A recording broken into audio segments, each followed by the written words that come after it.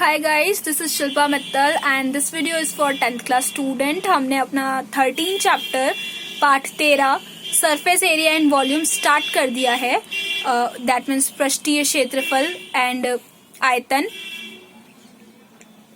सो इस वीडियो में मैं हिंदी मीडियम के स्टूडेंट्स के लिए भी मैंने पूरा जो हम स्टेटमेंट लिखते हैं 1 by 1 वो भी बताया है और इंग्लिश मीडियम के स्टूडेंट्स के लिए भी बताया है, क्योंकि मेरे पास कई सारी क्वेरीज आ रही थी कि मैम हमें पूरा इंग्लिश मीडियम में नहीं समझ में आता, हम नहीं समझ पा रहे पूरा इंग्लिश मीडियम, तो आप प्लीज हिंदी में भी उस चीज को ट्रांसलेट करके लिखा करिए। सो ये video Hindi medium students and English medium students दोनों के लिए है। फर्स्ट, सेकेंड, थर्ड क्वेश्चन हम कर चुके हैं एंड आज हम करेंगे fourth question. So fourth question का सबसे पहले हम मीनिंग समझ लेते हैं। A cubical block of side 7 centimetre is surmounted by a hemisphere. मतलब एक क्यूबिकल बॉक्स है। मैं आपको बता दूं, क्यूब मतलब जिसकी सारी साइड्स इक्वल होती है, लेंथ हो, ब्रेथ हो, हाइट हो, वो हर तरफ से इक्वल होता है। उस बॉक्स के ऊपर एक हेमिस्फीयर, एक आधे गोले जैसा कुछ रख दिया गया है और हमको दो चीजें पता करनी है। What is the greatest diameter of hemisphere, मतलब उस आधे गोले का, उस हेमिस्फीयर का डायमीटर क्या हो सकता है, ग्रेटेस्ट डायमीटर। और दूसरी चीज कि हमें उस सॉलिड का, मतलब उस क्यूब का बचा वो पार्ट जहां पर हेमिस्फीयर नहीं है, उस बचे हुए पार्ट का हमें सरफेस एरिया निकालना है। सबसे पहले मैं आपको हिंदी मीडियम की बुक में भी एक क्वेश्चन समझा देती हूँ कि एक घनाकार ब्लॉक मतलब घन जिसकी सारी साइड्स इक्वल होती है, उस डब्बे के ऊपर एक आधे गोले जैसा कुछ रखा हुआ है। आपको दो चीजें निकालनी है। उस आधे गोले का अधिकतम व्यास क्या हो सकता है, मतलब उसका डायमीटर कितना बड़ा हो सकता है, और दूसरी चीज कि जितने पार्ट पे वो आधा गोला रखा हुआ है उसे हटाकर बचे हुए पूरे घनाकार ब्लॉक का सरफेस एरिया क्या होगा, पृष्ठीय क्षेत्रफल क्या होगा, ये निकालना है आपको।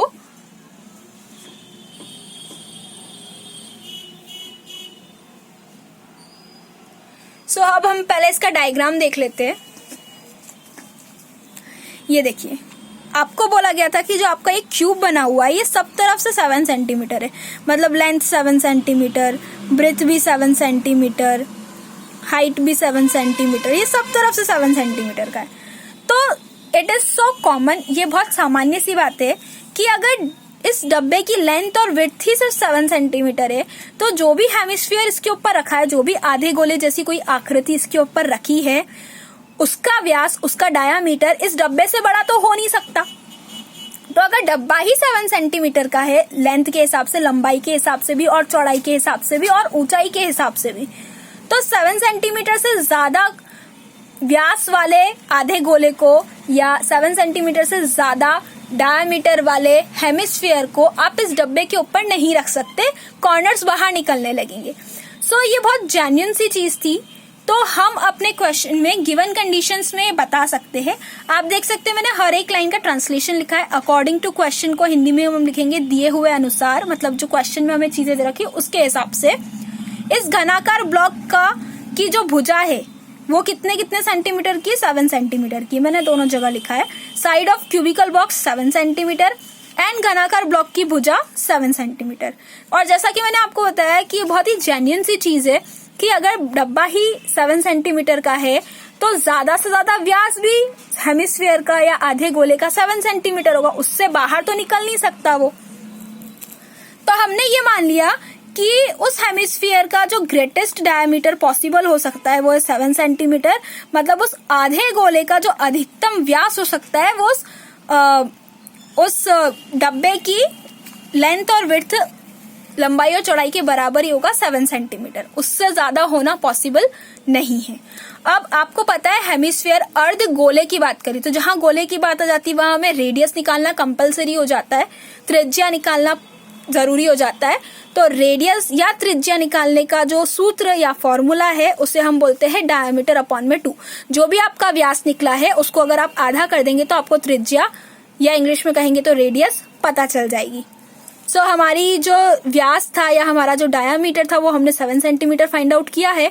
तो उस हिसाब से जो हमारी रेडियस या जो हमारी त्रिज्या निकलेगी वो क्या होगी, 7/2। 7 का हम 2 से डिवाइड करेंगे तो हमें मिलेगा 3.5। 7 का आधा होता है 3.5।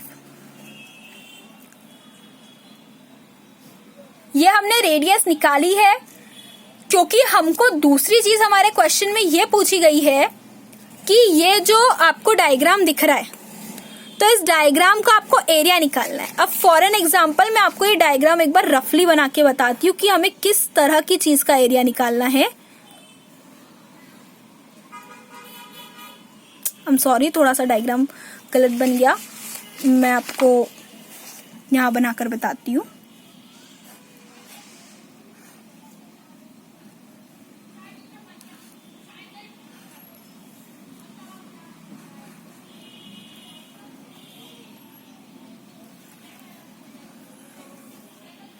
ये कुछ इस तरीके का शेप है, मतलब आपको यहाँ बेस को तो देखना ही नहीं है। ये जो बेस मैंने ऊपर यहाँ डैश डैश में ड्रॉ कर रखा था ये सिर्फ समझाने के लिए था, इसको आपको देखना नहीं है। मतलब ये जो हेमिस्फीयर का बेस है इसको आपको अपने फॉर्मूले में से, टोटल सरफेस एरिया में से हटाना पड़ेगा। तो उसके लिए हम जो फॉर्मूला, जो हम सूत्र यूज करते हैं सरफेस एरिया निकालने के लिए, तो एक तो हमें इस क्यूब का सरफेस एरिया पता होना चाहिए, दूसरा हमें हेमिस्फीयर का सरफेस एरिया पता होना चाहिए। दोनों को जब प्लस कर देंगे तो surface area of cube and curve surface area of hemisphere, घन का पृष्ठीय क्षेत्रफल और अर्धगोले का पृष्ठीय क्षेत्रफल।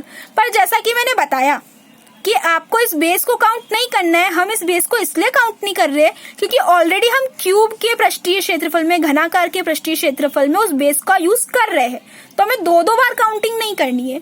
तो हमें ये जो गोल दिख रहा है आपको इस हेमिस्फीयर का बेस, इसको आपको माइनस करना पड़ेगा, इसको हटाना पड़ेगा। तो अर्धगोले का आधार का जो क्षेत्रफल है, ये जो बेस है इसका जो क्षेत्रफल है, इसका जो एरिया है वो आपको इन दोनों की प्लस वैल्यू में से हटाना पड़ेगा। Area of base of hemisphere, hemisphere के बेस का एरिया आपको इन दोनों के एरियाज को प्लस करके उसमें से वैल्यू को माइनस करना पड़ेगा। तो आई होप आपको पता है कि घन का पृष्ठीय क्षेत्रफल का फॉर्मूला होता है 2πr²। सॉरी, घन के पृष्ठीय क्षेत्रफल का फॉर्मूला होता है 6a² और अर्धगोले के पृष्ठीय क्षेत्रफल का फॉर्मूला होता है 2πr²। और अर्धगोले के आधार के क्षेत्रफल का फॉर्मूला होता है πr²। अर्धगोले का आधार क्या है, सर्कल में है, गोले में है, तो गोले का जो क्षेत्रफल का फॉर्मूला होता है, गोले का क्षेत्रफल वो होता है πr²। तो ये जो अर्धगोले के आधार का क्षेत्रफल है इसके लिए आप फॉर्मूला यूज करेंगे πr²। इसका कभी आपको अलग से फॉर्मूला नहीं मिलेगा, शेप इसका सर्कुलर बन रहा है इसलिए हमने सर्कल के एरिया का फॉर्मूला लगा दिया πr²।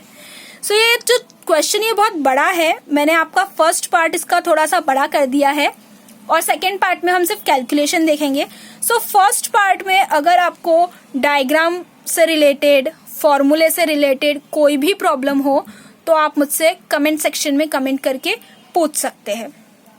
जो हमें व्यास मिला था, डायमीटर मिला था, उससे हमने रेडियस निकाल ली और रेडियस निकालने के बाद सरफेस एरिया कैसे निकालना था हमको, उसका हमने फॉर्मूला लगा दिया है।